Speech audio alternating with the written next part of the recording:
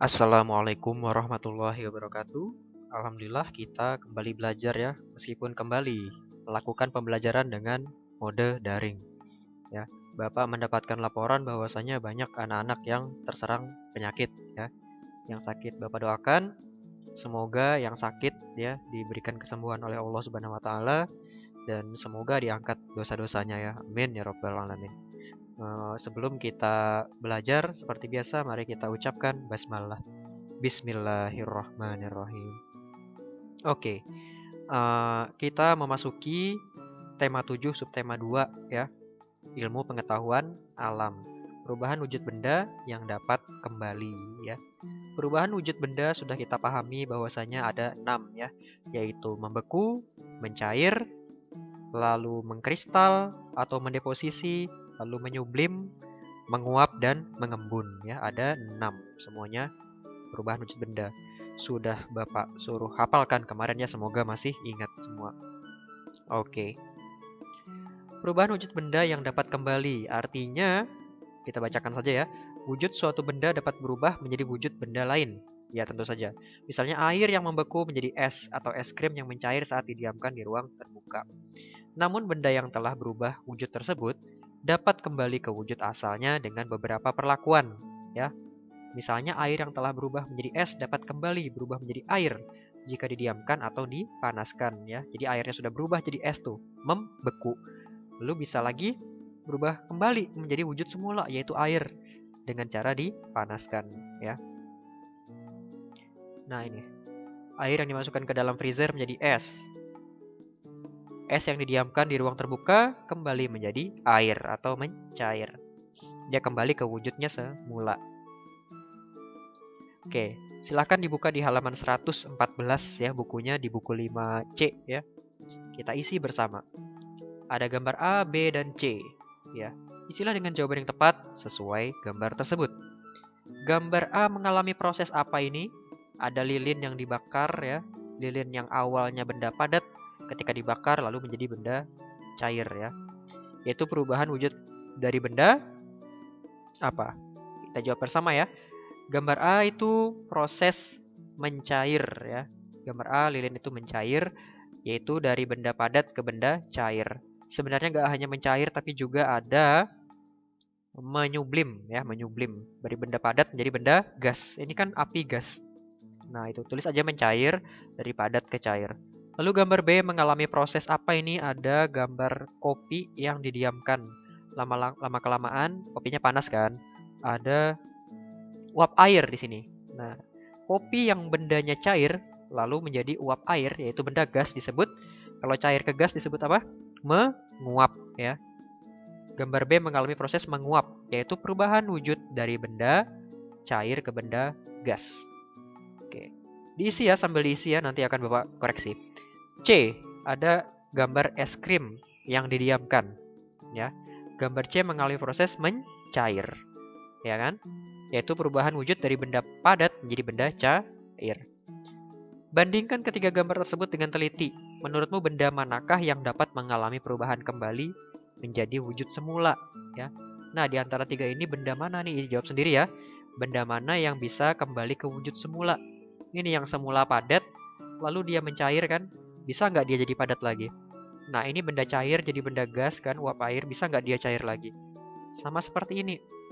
Benda padat didiamkan menjadi cair, bisa nggak dia jadi padat lagi? Dari ketiga benda ini yang mana saja yang bisa kembali ke wujud semula? Dijawab ya. Nomor 2, masih di halaman 114, perhatikan percobaan berikut. Ada air yang ditaruh di kompor dan dipanaskan selama 10 menit. Di menit ke-10, ya, airnya mendidih dan ada, bisa kita lihat ya kalau kalian mencoba sendiri di rumah, akan ada uap air di atasnya ya.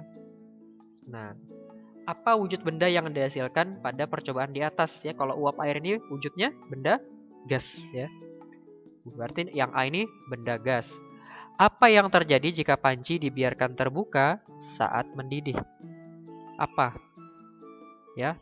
Kalau misalnya ini mendidih, pancinya terbuka ya. Artinya volume air ya, volume itu jumlah ya.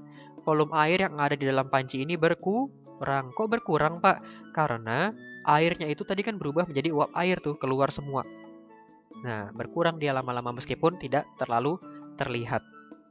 Oke, apa yang akan terjadi jika panci tersebut ditutup saat air sedang mendidih? Ya, kita bisa lihat ya, uap air akan menempel pada tutup panci ya dan kembali menjadi benda cair. Ya, berarti volumenya tetap karena uap airnya tidak ke mana-mana. Oke. Aduh, agak kabur ya, mohon maaf. Istilah titik proses perubahan wujud benda yang terjadi. Gambarlah benda yang mengalami perubahan wujud dalam kotak yang telah disediakan. Nah, ini disuruh gambar ya, gambar ya. Ini ada gambar es krim didiamkan di ruang terbuka. Kalau es krim didiamkan bagaimana gambarannya ya? Lalu dimasukkan kembali ke freezer, dia kembali menjadi es krim. Lalu ini ada gambar mentega ya. Mentega dipanaskan ya. Dipanaskan di penggorengan akan mencair seperti ini ya, menjadi air. Lalu didiamkan. Kalau mentega didiamkan dia tidak kembali membeku ya. Kalau mentega didiamkan dia tetap cair seperti itu. Nah, gambar manakah yang menunjukkan perubahan wujud benda yang kembali ke wujud semula? Ya, antara A sama B, yang mana yang kembali ke wujud awal ini ya? Oke, silahkan diisi.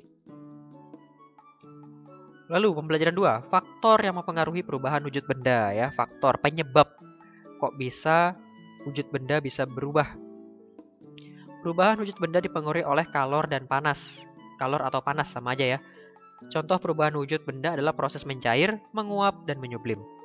Ketiga proses tersebut terjadi karena benda-benda yang berubah menyerap kalor dari lingkungan sekitar, dipanaskan atau didiamkan. Nah, ini kan es batu yang awalnya dingin ya, kalornya sedikit, dia menyerap kalor, ya kan? Menyerap kalor dipanaskan kan? Lalu menjadi cair karena menyerap kalor. Sementara itu proses membeku, mengkristal, dan mengembun terjadi karena benda-benda yang berubah melepaskan kalor ke lingkungan sekitar atau didinginkan sehingga dapat berubah wujud. Oke, kita bisa pahami dari sini hanya ada dua faktor sebenarnya yang mempengaruhi perubahan wujud benda. Tolong dicatat di bukunya ya. Faktor yang mempengaruhi perubahan wujud benda hanya ada dua. Yang pertama, menyerap kalor. Yang kedua, melepaskan kalor ya. Menyerap kalor. Kalau menyerap kalor, dia jadi mencair ya, menguap dan menyublim. Kalau dia melepaskan kalor ya, artinya kalornya keluar, bendanya menjadi dingin ya. Nah, dia jadi membeku, mengkristal atau mengembun. Jadi faktornya hanya ada dua. Bapak ulangin lagi, yaitu faktornya apa saja? Menyerap kalor dan melepaskan kalor. Menyerap kalor artinya memanas bendanya, kalau melepaskan kalor artinya bendanya mendingin ya, menjadi dingin. Oke, kita buka di halaman 116.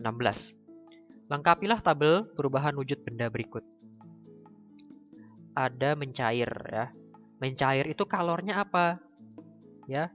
Kalau mencair tadi Bapak sudah sebutkan bahwasanya kalornya diserap ya, menyerap atau diserap ya. Mencair diserap ya, contohnya besi yang dipanaskan dengan suhu tinggi lama-kelamaan akan melelehkan, dipanaskan ya. Kalau diserap artinya dipanaskan. Kalau membeku kebalikannya, dilepaskan. Kalor dilepaskan, contohnya apa? Air ya, air yang kalornya ada dalam air dilepaskan menjadi airnya menjadi dingin. Air dingin menjadi es ya.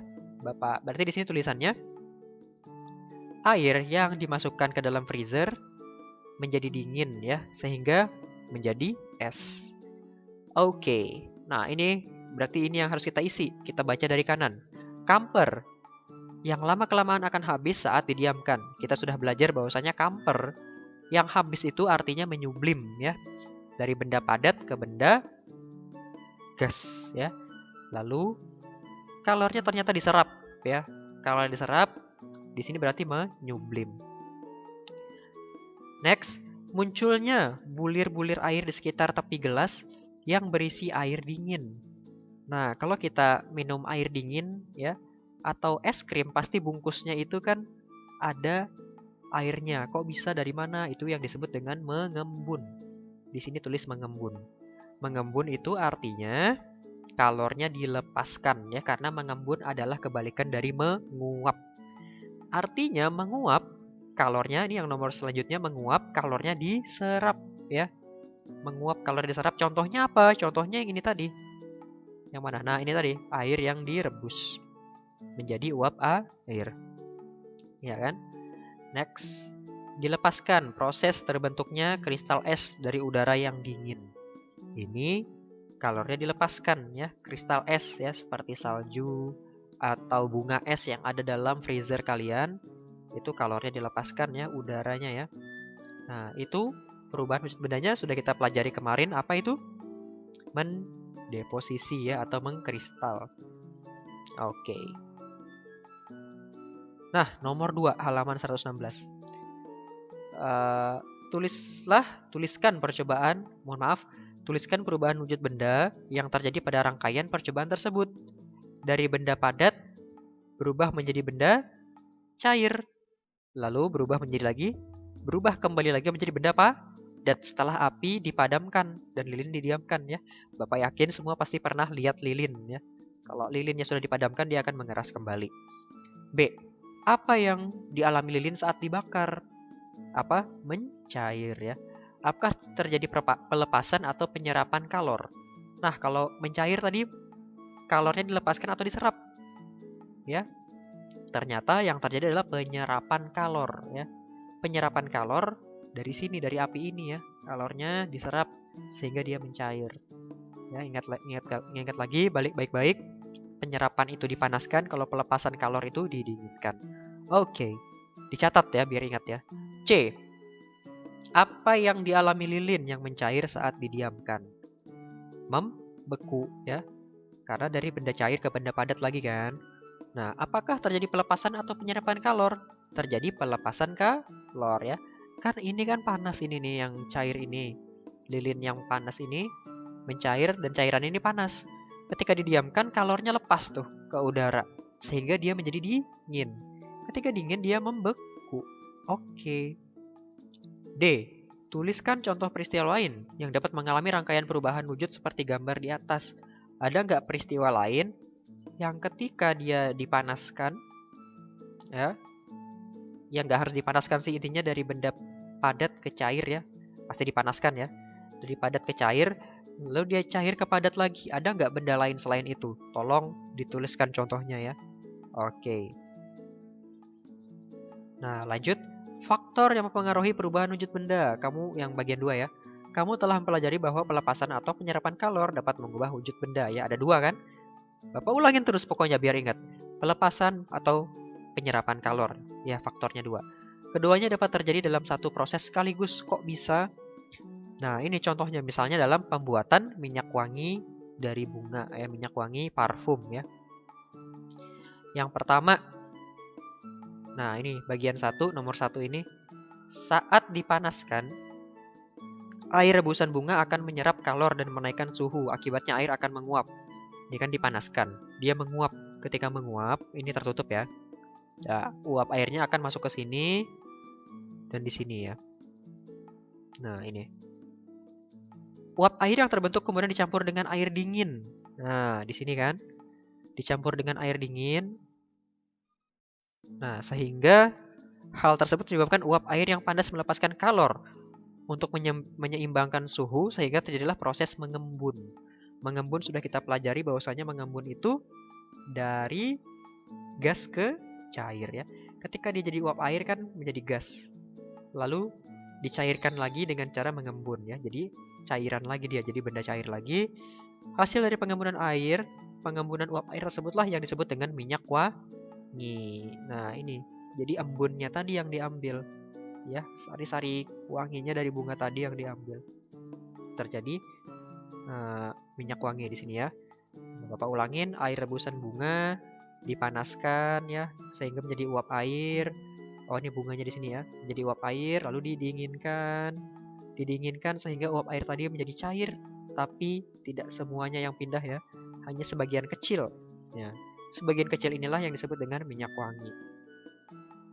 Nah, sekarang tugasnya selain yang tadi diisi ya, semua yang tadi Bapak sebutkan. Halaman 136 juga tolong dikerjakan nomor 1 sampai 5 ya. Jika ada yang mau ditanyakan silakan tanyakan Bapak. Bapak akhiri dengan mengucapkan terima kasih. Walhamdulillahirabbil alamin. Wassalamualaikum warahmatullahi wabarakatuh.